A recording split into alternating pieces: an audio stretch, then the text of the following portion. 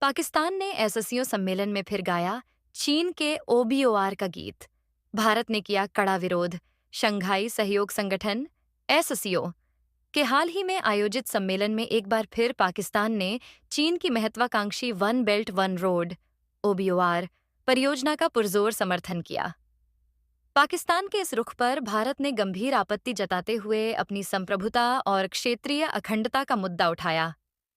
OBOR परियोजना के तहत चीन वैश्विक स्तर पर कई देशों के साथ बुनियादी ढांचे का निर्माण कर रहा है, जिससे वह एशिया, अफ्रीका और यूरोप में अपना आर्थिक और सामरिक प्रभाव बढ़ाना चाहता है। लेकिन इसमें शामिल चीन पाकिस्तान आर्थिक गलियारा सीपीईसी, जो कि पाकिस्तान अधिकृत कश्मीर पीओके से होकर गुजरता है, भारत की संप्रभुता को सीधे सीधे चुनौती देता है। इस लेख में हम इस विषय के विभिन्न पहलुओं, पाकिस्तान के ओबोर में योगदान, भारत की आपत्ति के कारण और अंतर्राष्ट्रीय प्रतिक्रिया को विस्तार से जानेंगे। ओबोर परियोजना का उद्गम और उद्देश्य चीन द्वारा 2013 में प्रारंभ की गई वन बेल्ट वन रोड परियोजना, जिसे belt and road initiative BRI के नाम से भी जाना जाता है, आधुनिक काल का सिल्क रोड है।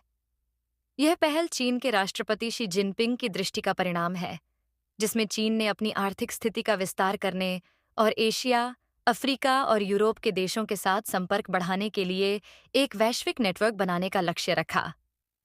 इस परियोजना का मुख्य उद्देश्य व्यापार मार्गों का विकास करना, कनेक्टिविटी बढ़ाना और एशियाई देशों के बीच सहयोग को प्रोत्साहित करना है। बीआरआई दो प्रमुख हिस्सों में बंटी है। सिल्क रोड इकोनॉमिक बेल्ट, जो कि भूमि आधारित मार्ग है, और 21वीं सदी की समुद्री सिल्क रोड, जो समुद्री व्यापार को बढ़ावा देने के लिए है। चीन ने बीआरआई के माध्यम से सड़कें, बंदरगाह, रेलवे और पावर प्लांट सहित कई बड़े इंफ्रास्ट्रक्चर प्रोजेक्ट्स में निवेश किया है। इस प्रकार यह न केवल व्यापार के लिए मार्ग तैयार करता है, बल्कि वैश्विक स्तर पर चीन की आर्थिक और सामरिक ताकत को बढ़ाता है। पाकिस्तान का ओबोर में योगदान और चीन पाकिस्तान आर्थिक गलियारा सीपीईसी पाकिस्तान ओबोर का सबसे बड़ा समर्थक है और चीन के साथ इस परियोजना में भागीदार है। इसके अंतर्गत सीपीईसी के माध्यम से दोनों देशों के बीच एक आर्थिक गलियारा विकसित किया जा रहा है, जिसमें चीन ने पाकिस्तान में बुनियादी ढांचे पर बड़े पैमाने पर निवेश किया है। सीपीईसी के तहत चीन ने पाकिस्तान में सड़कों, रेलवे, बंदरगाहों और ऊर्जा परियोजनाओं के निर्माण में भारी निवेश किया है। इस आर्थिक गलियारे का उद्देश्य चीन को ग्वादर बंदरगाह से जोड़ना है, जिससे चीन की पश्चिमी सीमा तक पहुंच आसान हो सके। सीपीईसी न केवल पाकिस्तान के आर्थिक विकास के लिए महत्वपूर्ण है, बल्कि उसकी भौगोलिक स्थिति को देखते हुए सामरिक दृष्टि से भी महत्वपूर्ण है। पाकिस्तान के लिए यह परियोजना आर्थिक सहयोग और निवेश का एक महत्वपूर्ण स्रोत है, जिसने उसकी कमजोर अर्थव्यवस्था में मजबूती देने का काम किया है।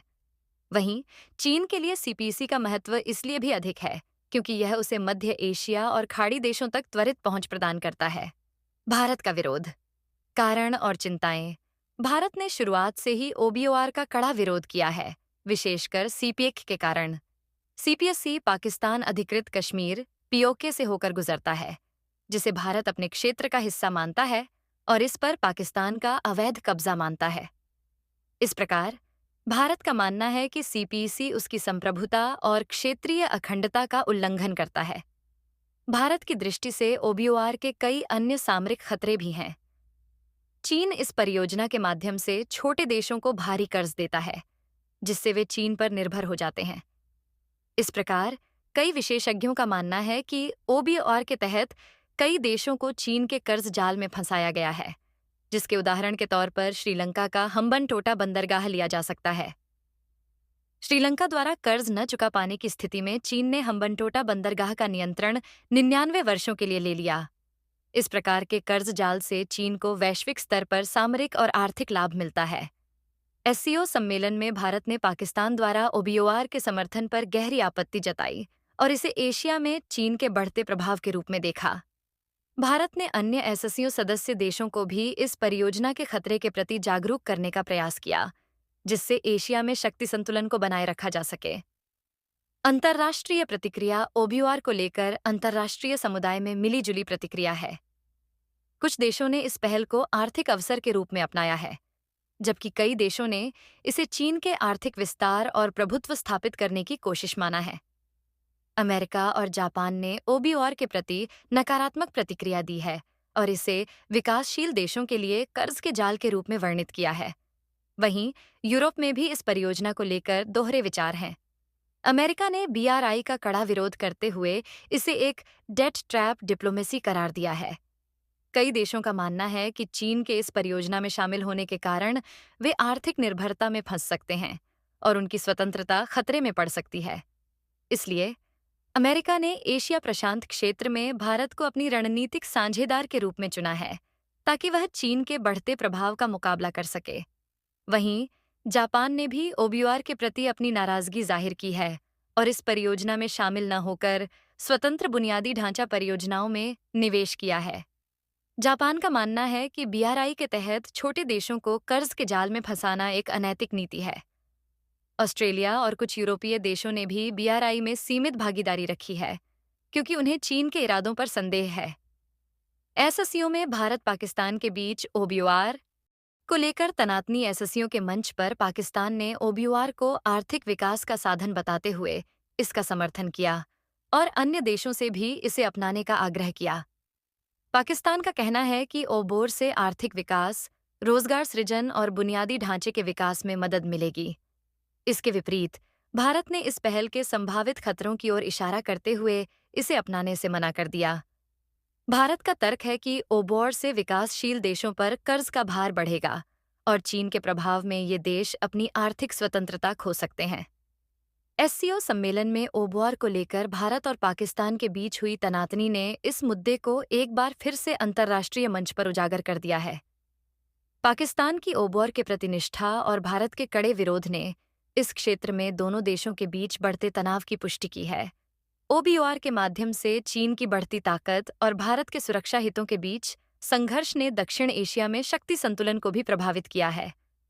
पाकिस्तान द्वारा एससीओ सम्मेलन में ओबीओआर का समर्थन और भारत का विरोध एक बार फिर से दक्षिण एशिया में बढ़ते सामरिक तनाव को दर्शाता है। चीन के लिए ओबीओआर एक वैश्विक शक्ति के रूप में उभरने का साधन है, जबकि पाकिस्तान इसे अपने आर्थिक विकास के अवसर के रूप में देखता है। दूसरी ओर भारत इसे अपने क्षेत्रीय हितों और संप्रभुता के लिए खतरे के रूप में देखता है। अंतर्राष्ट्रीय समुदाय के लिए भी ओबोर एक जटिल मुद्दा बन चुका है, जहां कुछ देश इसे आर्थिक लाभ के रूप में देखते हैं और कुछ इसके संभावित खतरों से सचेत हैं। ऐसे में ओबीओआर के प्रति विभिन्न देशों के रुख को देखकर यह स्पष्ट है कि यह परियोजना सिर्फ एक व्यापारिक पहल नहीं है, बल्कि इससे जुड़ा सामरिक और भू राजनीतिक संघर्ष भविष्य में एशिया और दुनिया की राजनीति को गहराई से प्रभावित कर सकता है। यह वीडियो आप सभी को कैसा लगा? कमेंट में ज़रूर बताइए और चैनल को सब्सक्राइब कर बेल आइकन दबाइए और कमेंट बॉक्स में जय हिंद जय भारत ज़रूर लिखिए, ताकि हम इस प्रकार के वीडियो आप सभी के लिए नवाते रहे। जय हिंद जय भारत।